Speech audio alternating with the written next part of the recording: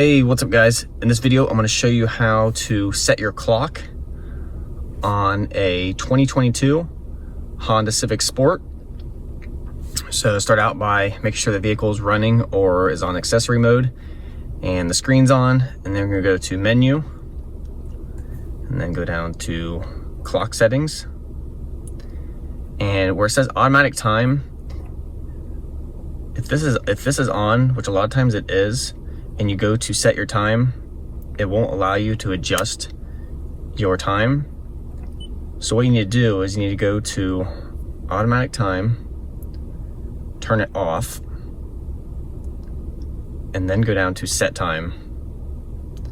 And now you can adjust your clock, and I just need to adjust the hours. So I click in,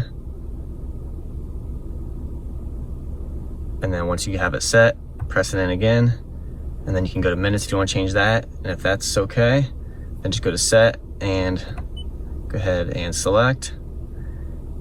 And now I have the clock set where I want, and I'm just going to hit the back button to go back to the home screen. And that's it, guys. That's how you set your clock. Thanks for watching.